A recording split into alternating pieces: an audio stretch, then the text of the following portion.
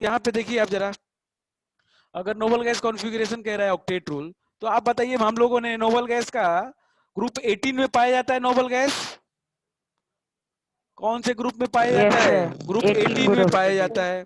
आदर्श, अब ग्रुप 18 का मेरे को बताओ आदर्श क्या था? नोबल जनरल कॉन्फ़िगरेशन क्या था?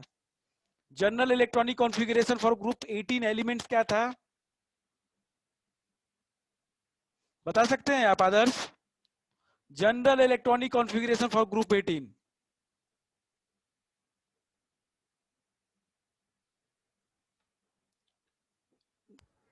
Yes, NS2 NP6। हाँ, NH2 NP6 था ना, NH2 NP6 ये था। अब ये देखो, अब 2 6 2 8 हो रहा है कि नहीं, इसी के ऊपर ऑक्टेट रूल आया। बात समझ में आ रही है?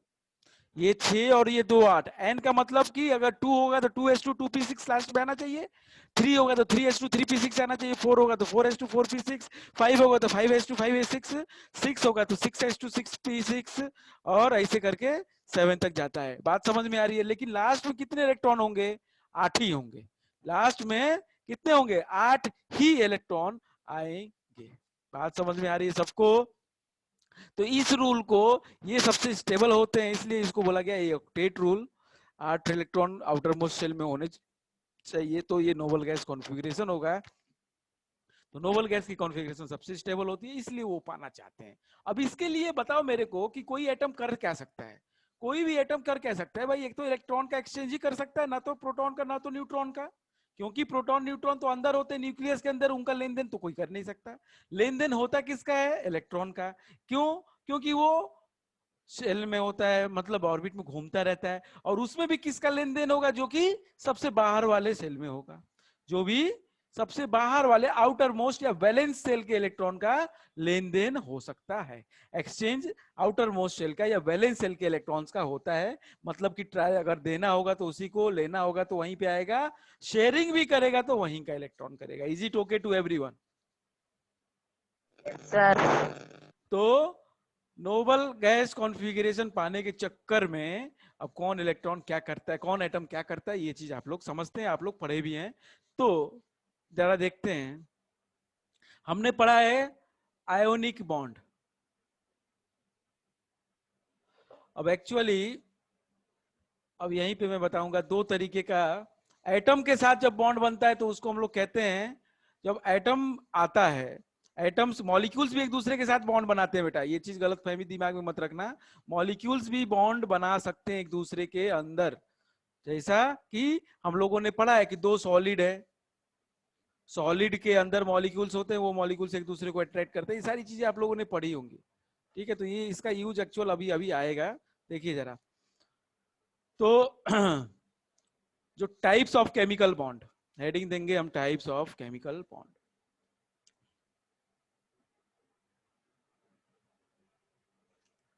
Types of chemical bond. Chemical bond दो तरह के होंगे, पहले तो इंटर एटॉमिक और एक होता है इंटर मॉलिक्यूलर। दो तरह के होंगे, दो तरह के होते हैं बेटा। एक होता है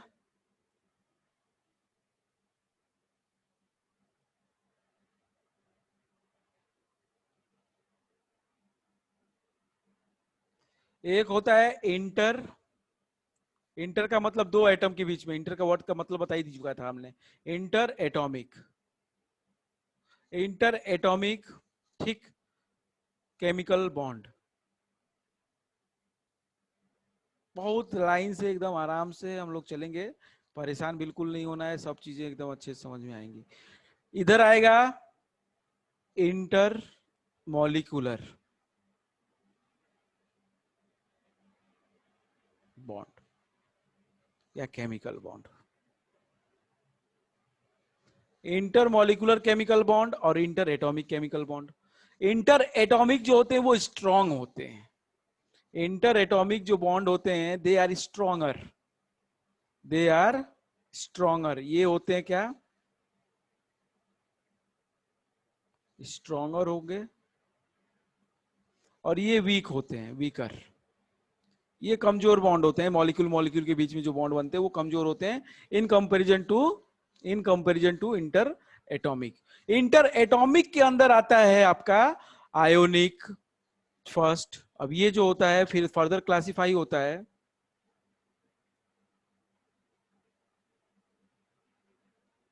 तीन तरह के में।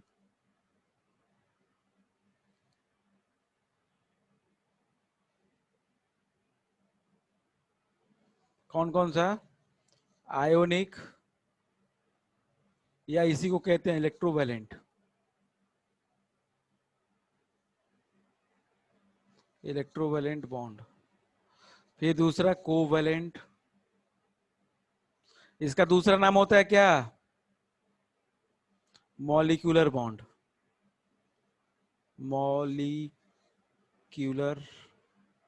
इंटरमॉलिक्यूलर मत कर देना, ये मॉलिक्यूलर बॉन्ड, ठीक।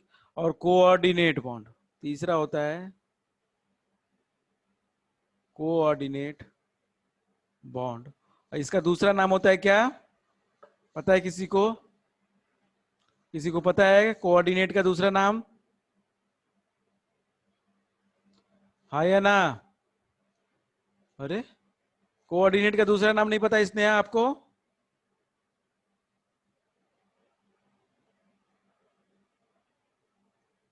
डेटिव बॉन्ड, डेटिव बॉन्ड, ठीक है। Is it okay to everyone? Sir. बताइए जरा मेरे को आदर्श, ठीक है तो? Yes sir. बहुत आराम से लेके चल रहे हैं हम, ठीक है। जहां पे आपको अच्छा ना लगे, मतलब समझ में ना आए, बता देंगे। इंटर दो तरह के केमिकल बॉन्ड, एक है इंटर एटॉमिक और एक है इंटर मॉलिकुलर। इंटर एटॉमिक मतलब दो एटम के बीच में बॉन्ड बनेगा, तो वो एटम के बीच में बॉन्ड बनता है वो स्ट्रॉन्गर बॉन्ड होता है। पहली बात ये, वो स्ट्रॉन्गर होता है। जब दो मॉलिक्यूल के बीच में बॉन्ड बनता है तो वो वीकर होता है। वो क्या होता है? वीक होता है। अब इंटर एटॉमिक में तीन तरह के होते हैं, आयनिक या उसी का नाम इलेक्ट्रोवैलेंट, दूसरा होता है कोवैलेंट उसी का नाम मॉलिक्यूलर, और तीसरा होता है कोऑर्डिनेट। हमको कहता है आईपीएससी। आईपीएससी का नाम सुना है आप लोगों ने? यस। आईपीएससी हमको कहता है, आईपीएससी जानते हो अदिति? हाँ सर। तो आईपीएससी हमसे कहता है, international union of pure and applied chemistry, जो कि ऑर्गेनाइजेशन है केमिस्ट्री का, वही सारे रेगुलेशंस बताता है, वही सारे रेगुलेशंस लाता है कि किस चीज को क्या बोला जाएगा, किस चीज में क्या कमी है, किस चीज में क्या होना चाहिए केमिस्ट्री के रिगार्डिंग, वो सब एक्शन लेता है, ठीक। तो ये कहता है कि कोवैलेंट को और कोऑर्डिनेट को अलग से मत पढ़ो। वो कहता है हमसे कि कोवैलेंट को और कोऑर्डिनेट को अलग से मत पढ़ो, दोनों। कोऑर्डिनेट को अलग से मत पढ़ने की जरूरत नहीं है, वो कोवैलेंट का एक टाइप है। कोऑर्डिनेट ये टाइप ऑफ कोवैलेंट बॉन्ड। अंतर क्या होता है? बहुत बारीक सा अंतर होता है दोनों के बीच में, ये आप लोगों को बता दूंगा मैं अभी हाल।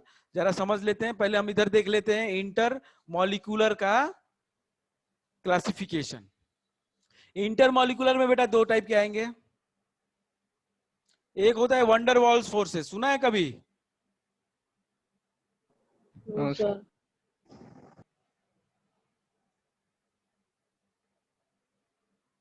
यहाँ पे दो तरह के आएंगे, ठीक है।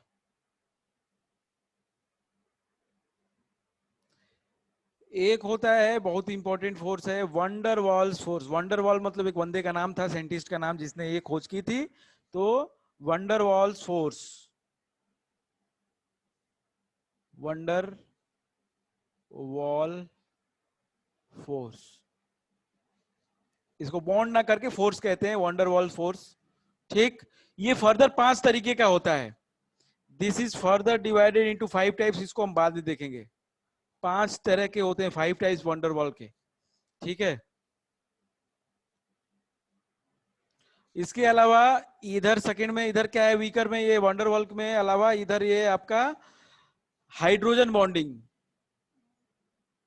हाइड्रोजन बॉन्डिंग दूसरे टाइप का जो है इंटरमॉलिक्यूलर, वो हाइड्रोजन बॉन्डिंग है। हाइड्रोजन बॉन्डिंग भी दो तरीके की होती है, एक होता है इंटरमॉलिक्यूलर और एक होता है इंट्रामॉलिक्यूलर। एक होता है इंटर मॉलिक्यूलर और एक होता है इंट्रामॉलिक्यूलर। ठीक है, हाइड्रोजन बॉन्डिंग क्या होता है? हाइड्रोजन जो है किसी कंपाउंड में अगर हाइड्रोजन है तो दूसरे के हाइड्रोजन जो है एफ फ्लोरीन, बताया था क्या हाइड्रोजन बॉन्डिंग के बारे में मैंने? कुछ बताया था क्या मैंने? हाइड्रोजन बॉन्ड ज्यादा फोर्स। नहीं नहीं, ज्यादा फोर्स नहीं है। हाइड्रोजन बॉन्डिंग में क्या करता है? हाइड्रोजन जो है वो फ्लोरीन के साथ या ऑक्सीजन के साथ या नाइट्रोजन के साथ, इन तीनों के साथ बॉन्डिंग करता है, तो उसको कहते हैं एच बॉन्डिंग, हाइड्रोजन बॉन्डिंग अलग से। बात मान लो H2O है, मान लो क्या है H2O, इसको हमने डाल दिया C2H5OH में, अल्कोहल में, तो इसका O इसके H के साथ बॉन्डिंग कर लेता है, तो ये दो मॉलिक्यूल के बीच में बॉन्डिंग हो रही है और इसे कहते हैं हाइड्रोजन बॉन्डिंग। बात समझ में आ रही है? या H2O को या HF में डाल दिया तो इसका F इसके O के साथ बॉन्डिंग, अरे सॉरी, इसका H इसके H और इसका H और इसका O में बॉन्डिंग हो जाएगी। ठीक है, तो इसको कहते हैं हाइड्रोजन बॉन्डिंग। बात समझ में आ रहा है? Yes sir. तो हाइड्रोजन बॉन्डिंग क्या होगी? दो अलग अलग मॉलिक्यूल्स के बीच में होगी, और ये सेम मॉलिक्यूल के बीच में भी हो सकता है, इंट्रा भी है। देखो जरा, इंट्रा भी होता है, इंट्रा का मतलब अंदर ही, एक ही मॉलिक्यूल के अंदर ही हाइड्रोजन बॉन्डिंग हो गई, तो वो भी होता है। हम दिखाएंगे कैसे होता है, आगे हम करेंगे। हाइड्रोजन बॉन्डिंग अपन को पढ़ना है डिटेल में। तो ये चीज समझ में आ रही है? टोटल दो तरीके के, inter atomic, inter molecular. Inter atomic में 3, फिर इंटर मॉलिकुलर में 2, वंडरवॉल्स और हाइड्रोजन बॉन्डिंग। वंडरवॉल्स फोर्स भी 5 तरह के होते हैं, वो आगे पढ़ना है हमको।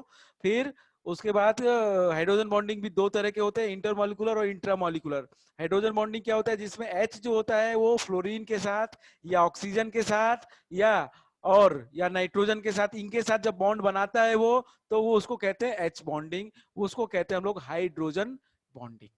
सबको समझ में आया? यस सर, आ गया। बाकी सबको बताइए। Adarsh, Ayush, okay, Udit, Sneha, okay, everyone just tell मी।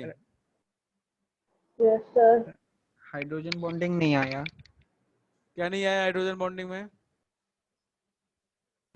वो कैसे फॉर्म करता बॉन्ड? अभी तो बताया मैं। कहाँ थे तुम? कहीं और चले गए थे क्या? No sir.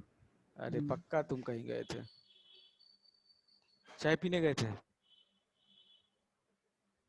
मम्मी बुला रही थी, क्या करने गए थे बताओ? सर कहीं नहीं गए थे। झूठ बोल रहा है ये लड़का, ऐसा हो ही नहीं सकता कि इतना सिंपल चीज बताया जाए और समझ में ना आए। देखो जरा, क्या मैं कह रहा हूं कि किसी कंपाउंड में H है, किसी भी कोई कंपाउंड है H2O, तो इसके अंदर H है और O है, दोनों है, तो इसके बीच में नहीं, इसका H या O जो है दूसरे H या, पहली बात तो ये समझ लो कि H जो है हाइड्रोजन बॉन्डिंग में, H जो है वो बॉन्ड बनाता है किसके साथ? F के साथ। फ्लोरीन के साथ बना सकता है, उसी को हाइड्रोजन बॉन्डिंग कहेंगे, या तो ऑक्सीजन के साथ किसी के, या तो नाइट्रोजन के, इन्हीं की तीनों के अलावा और कोई नहीं, बस। या तो फ्लोरीन या तो ऑक्सीजन या तो नाइट्रोजन के साथ जब बॉन्ड बनाएगा कोई H, तो उसको कहते हैं हम लोग हाइड्रोजन बॉन्डिंग। बात समझ में आ रही है? Yes sir. मान लो किसी कंपाउंड में F है, HF है, ठीक है, तो उसके F के साथ किसी कंपाउंड में जिधर H है, वो H जो है ये बॉन्ड बना लेगा ऐसे, तो उसको कहते हैं हम लोग हाइड्रोजन बॉन्डिंग। ठीक है, ऐसा नहीं है कि कोई एक बॉन्ड बन गया तो दूसरा बॉन्ड नहीं बन सकता। नहीं समझ में आ रहा है? हो सकता है कि इनके बीच में पहले से बॉन्ड हो और ये दूसरे के साथ बॉन्ड बना रहा है, वो बात कह रहे हैं हम, क्योंकि मॉलिक्यूल मॉलिक्यूल में, दो अलग अलग मॉलिक्यूल के बीच में हाइड्रोजन बॉन्डिंग होती है, और मॉलिक्यूल बनता भी है किससे? बॉन्ड से। कैसे? एटम के बॉन्ड से, वो कोवेलेंट या आयोनिक से बना होगा। बात समझ में आ रही है? Yes sir. अदिति, ओके,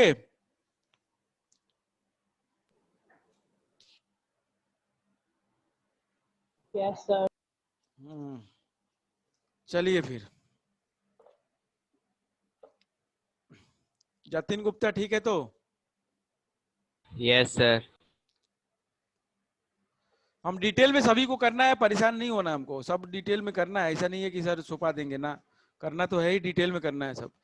अब जरा इधर लिख लो, इसके बारे में थोड़ा सा, सब कुछ जानते ही हो आप लोग, बस थोड़ी सी बात कर लें। formed due to sharing, अरे transfer due to, ओहो कितनी बार ड्यू टू लिखे हैं, due to transfer of electrons. ये क्यों क्यों क्यों बनता है, कैसे बनता है? ट्रांसफर ऑफ इलेक्ट्रॉन से बनता है। सिंपल कॉन्सेप्ट ये बनता है, ट्रांसफर ऑफ इलेक्ट्रॉन। एक को चाहिए नहीं, एक को चाहिए, एक को चाहिए नहीं उसको दे देगा किसी को जिसको चाहिए। अगर कोई एक वाला मेटल, हमेशा एक मेटल और नॉन मेटल में ये बॉन्ड बनता है, हमेशा एक मेटल और एक नॉन मेटल में ये बॉन्ड बनता है। और इसका नाम आयोनिक इसलिए है, हम लिख नहीं रहे बेटा, आप लोग अगर जरूरत पड़े तो अपनी कॉपी में भी लिख लेना, अगर जिसको सब जरूरत पड़े तो। आयोनिक बॉन्ड नाम इसलिए क्योंकि ये आयंस बनाता है, बना के दिखाएंगे, परेशान ना हो।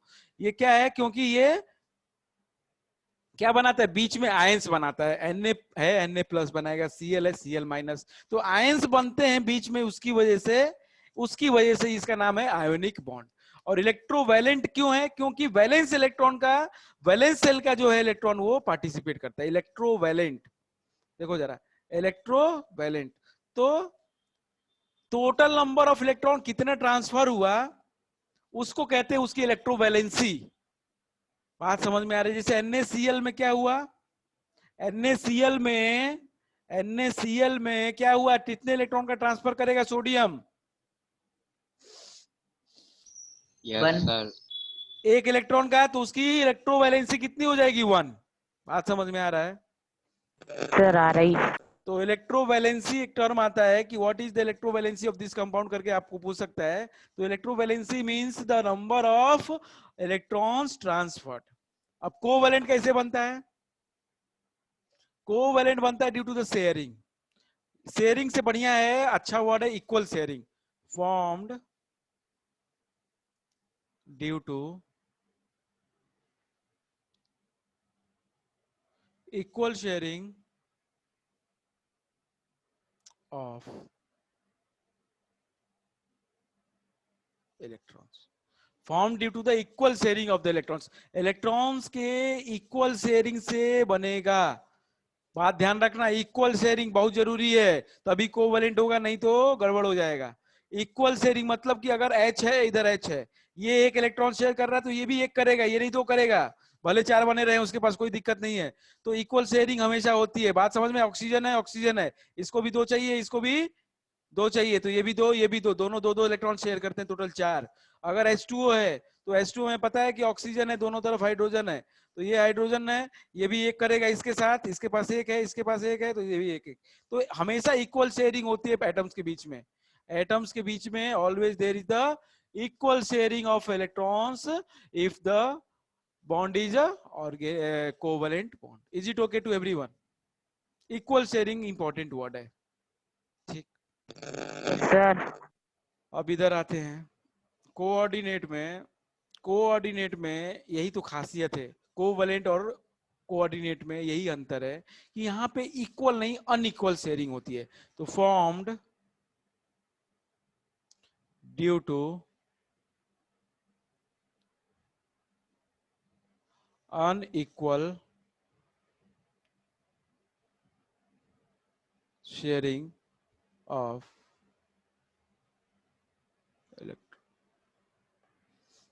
Due to unequal sharing of electron. Electron के अनइक्वल शेयरिंग से शेयरिंग होगा लेकिन अनइक्वल शेयरिंग होगा, लेकिन अनइक्वल शेयरिंग होगी। जरा देखिए कैसे अनइक्वल शेयरिंग से ये बॉन्ड बनेगा भाई साहब। शेयरिंग तो है लेकिन अनइक्वल।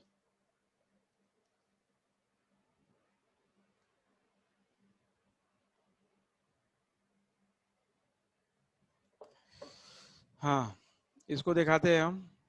अनइक्वल जैसे मान लो कि H प्लस है आपके पास, H प्लस के पास अदिति कितने इलेक्ट्रॉन है?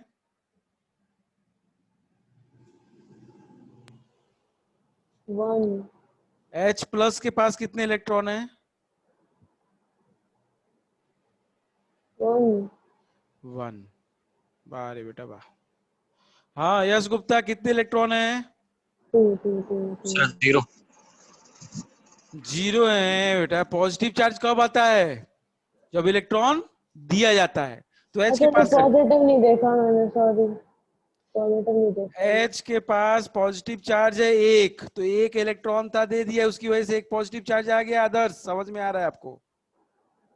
यस तो सर। इसके पास एक भी इलेक्ट्रॉन नहीं बचा ना, एक ही इलेक्ट्रॉन था बेचारे के पास, वो भी दे दिया H+, कुछ भी नहीं बचा, एकदम खाली हो गया ये तो H+ के पास एक भी इलेक्ट्रॉन नहीं है। चाहता कितना है लेकिन ये तो दो चाहता है। दो चाहता है। ठीक है, अब ये पहुंचेगा, मान लो H2O है। H2O एक कोवेलेंट कंपाउंड है। अब मेरे को ये बताओ आदर्श कि ऑक्सीजन के पास कितने इलेक्ट्रॉन है जो कि शेयरिंग में पार्टिसिपेट नहीं कर रहे थे? H2O के अंदर ऑक्सीजन के पास कितने इलेक्ट्रॉन है जो कि खाली बैठे हैं, कोई पार्टिसिपेशन नहीं कर रहे थे, शेयरिंग में हिस्सा नहीं ले रहे थे H2O के बॉन्ड बनने में? बताइए मेरे को।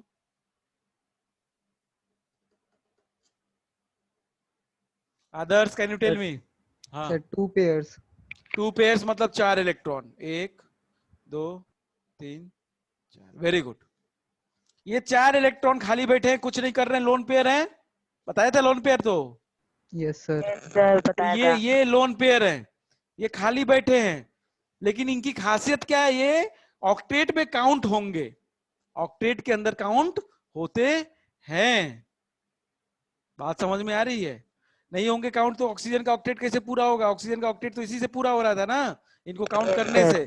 शेयरिंग में पार्टिसिपेट नहीं कर रहे थे, लेकिन काउंटिंग तो कर रहे थे। तो ये देगा तो नहीं, ये देने वाला तो नहीं है, ठीक है, लेकिन शेयर कर लेगा। तो ये H पहुंचेगा इसके पास, भैया बोलेगा कि हमको क्या करो, 2 इलेक्ट्रॉन शेयर कर लो हमारे साथ, तो हमारे भी काम कल चल जाएगा, तुम्हारा तो काम चल ही रहा है। तो ये इन दोनों में शेयरिंग होगी। लेकिन एक जो है, एक के पास जितनी भी शेयरिंग हो रही है, टोटल एक ही कोई शेयर कर रहा है, कोई एक ही बंदा पूरा शेयर कर रहा है, दूसरा बंदा खाली है, एक भी इलेक्ट्रॉन उसके पास नहीं है।